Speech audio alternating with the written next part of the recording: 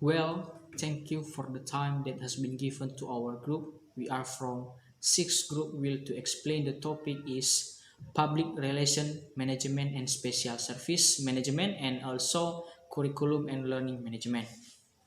Before we will start our discussion, the Honorable is Madam Nursayani Marufau as a lecturer in Management Pendidikan subject and all of my friends.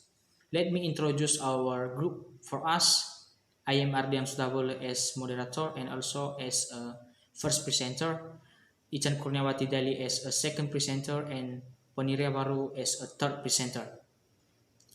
Now, hopeful after our group explain this topic for us, it is useful and get the important point of the topic. In this time, we have two that has to explain for us is the first is public relation management and special service atau manajemen humas dan layanan khusus and the second is curriculum and learning management atau manajemen kurikulum dan pembelajaran. For the first is part A is public relation management and special service. In here, what the meaning of the management for the first?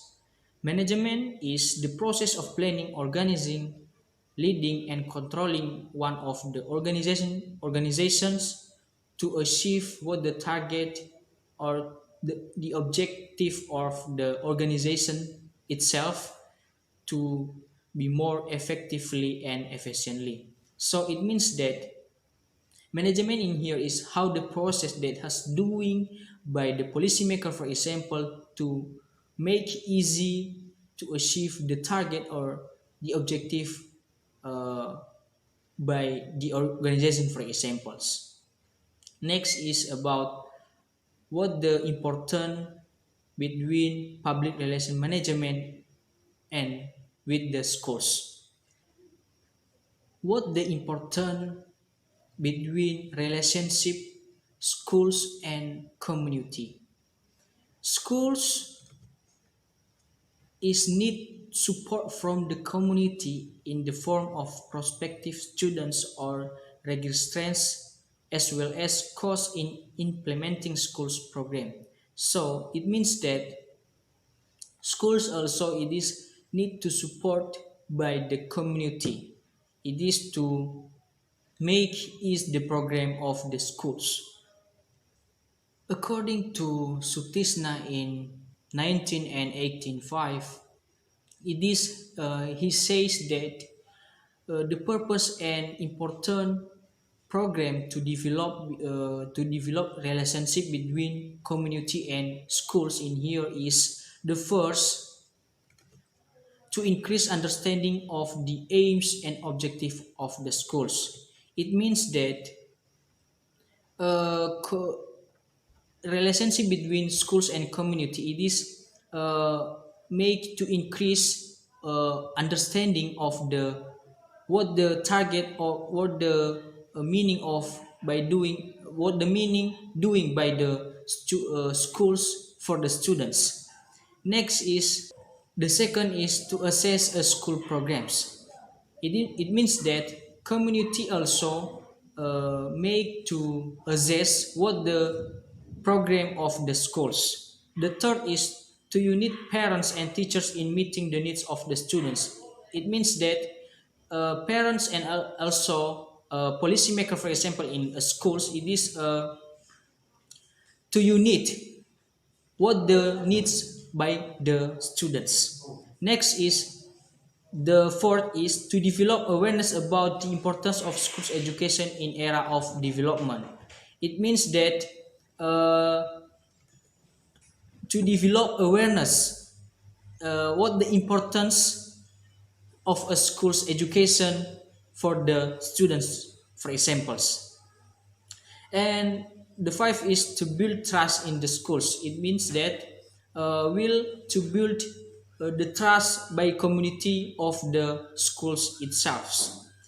And the last is to mobilize assistance and support for the maintenance and improvement of schools programs. And that is about uh, the purpose of the importance program between relationship, community, and also schools. According to James, he says that other ways to build relationship between community or public uh, with the schools.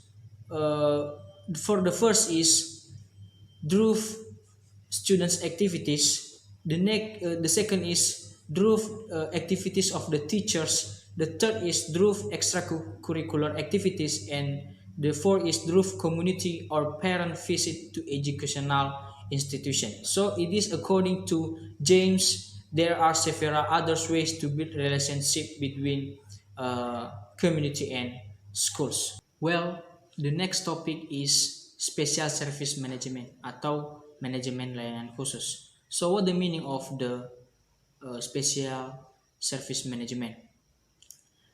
Special service management is a process of providing service to students' needs to support learning activities so that educational goals can be achieved effectively and efficiently. It means that with the special service management, it is important for the students. It means that what the needs by the students in the learning process, what the students need in activities of the educational, it is can support by the special service management. So the educational goals it is achieve, it is made easy to achieve effectively and efficiently. So the specific types of service management that is have 8 types atau terdiri dari 8 jenis. Uh, for the first is library service. It is a relationship between a book or the needs of the learning materials. The second is health service. The third is dormitory service. The fourth is guidance and counseling service. The fifth is students cafeteria service. The sixth is laboratory service. The seventh is cooperative service, and the last is security service. It is all of the types. It is important for the students because it is about the needs of the students to support their materials. So special service management in here atau dalam kata adalah sangat menunjang atau sangat mendukung proses pembelajaran daripada siswa itu sendiri. Next is substance of the special service management. The substance of the special service management based on the management process is have 4 parts. The first is planning, the second is organizing, the third is mobilization, and the fourth is supervision. For the first is planning.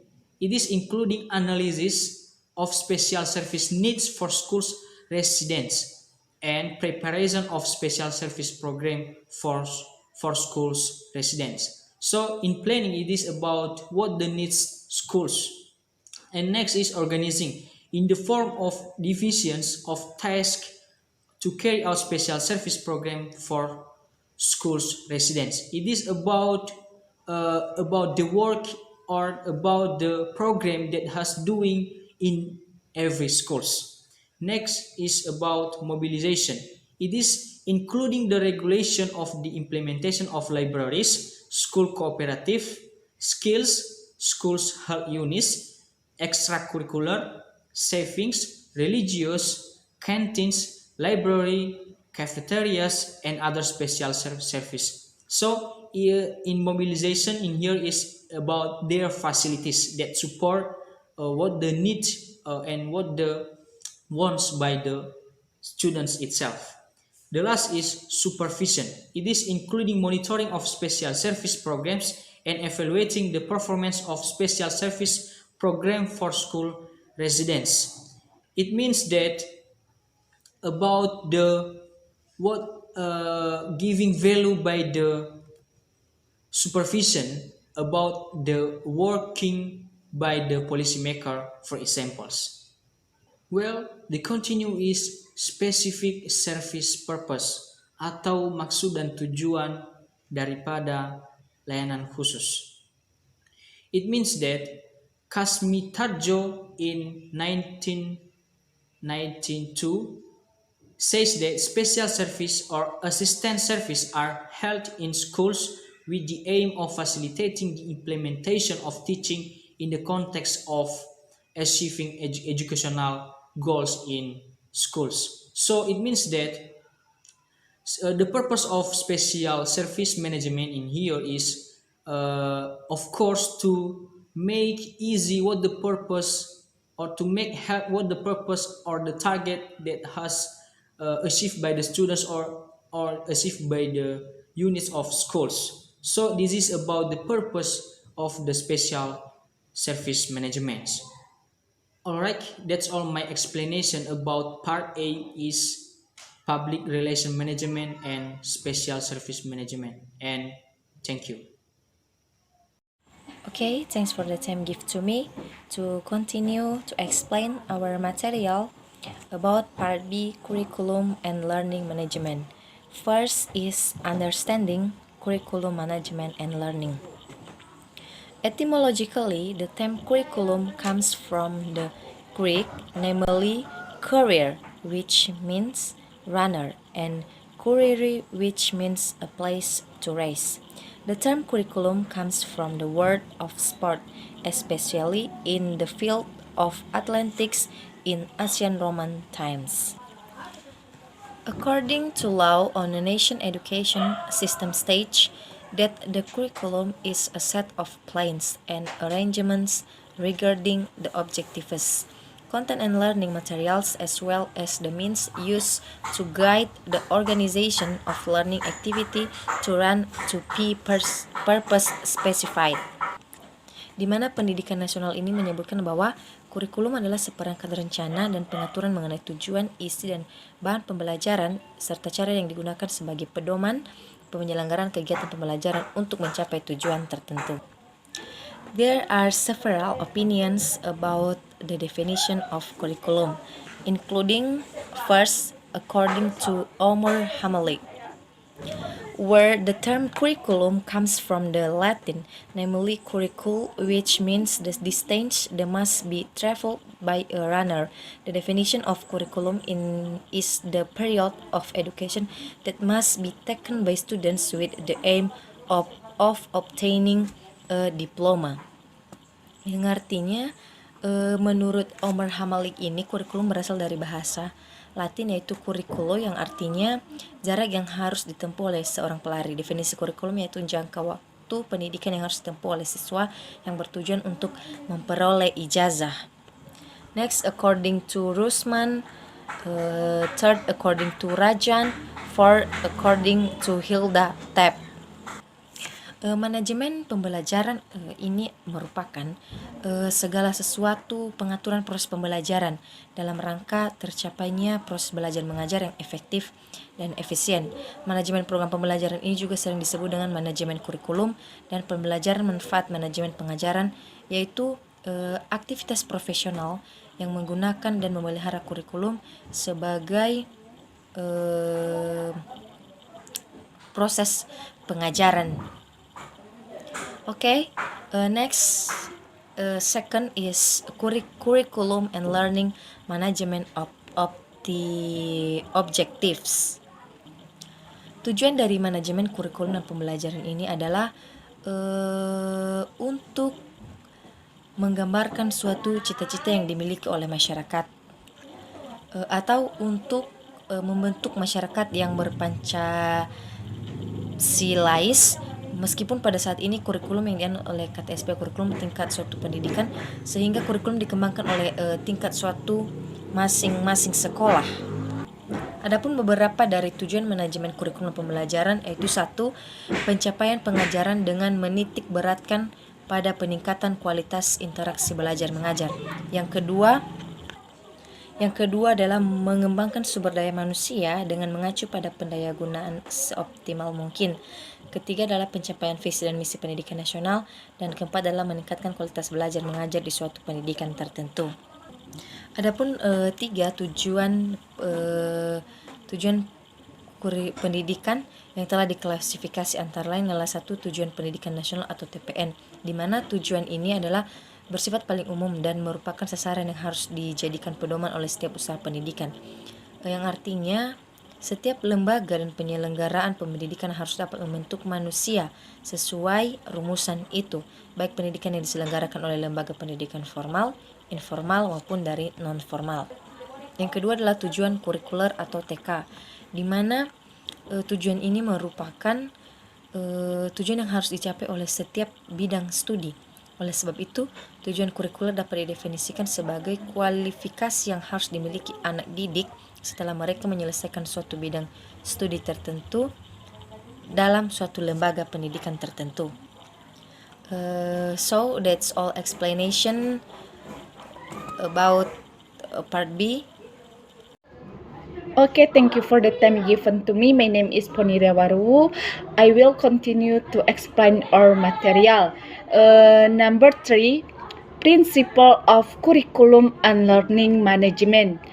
The principle of this curriculum is to try to make the learning process work well by directing goals by students and encouraging teachers to develop and continue to improve the learning strategies. Dalam melaksanakan manajemen kurikulum, ada prinsip-prinsip dan fungsi yang harus diperhatikan, yaitu 1, produktivitas, nomor 2, demokratisasi, dan nomor 3, kooperatif. Produktivitas artinya hasil yang akan diperoleh dalam kegiatan kurikulum yang merupakan aspek yang dipertimbangkan dalam manajemen kurikulum. Demokratisasi yaitu pelaksanaan manajemen kurikulum yang harus berasaskan pada demokrasi yang menempatkan pengelola. Dan nomor 3 yaitu kooperatif, yang artinya untuk memperoleh hasil yang diharapkan dalam kegiatan manajemen kurikulum yang perlu adanya positif dari berbagai pihak yang terlibat. The next, number 4, scope of curriculum and learning management, atau ruang lingkup manajemen kurikulum dan pembelajaran. Kita tahu dulu bahwa ruang lingkup manajemen kurikulum meliputi perencanaan, pengorganisasian, pelaksanaan, dan evaluasi kurikulum. Dalam perencanaan kurikulum ini juga terdapat model-model perencanaan, yaitu 1, model perencanaan rasional deduktif atau rasional Taylor, yang kedua model iteratif rasional, dan yang ketiga model tanpa perencanaan. Nah, di dalam ketiga model tersebut, model perencanaan rasional deduktif atau rasional Taylor, yang artinya model ini yang dititik beratkan dengan perencanaan program kurikulum. Yang kedua, model iteratif rasional, yang artinya model ini menitik beratkan pada perencanaan dengan planning daripada perencanaan yang bersifat situasional. Dan yang terakhir itu model tanpa perencanaan, yang artinya dikembangkan oleh inisiatif guru di dalam ruang kelas sehingga mengambil keputusan dan menentukan strategi pembelajaran. Baik, itu saja penjelasan dari saya. That's all. Thank you.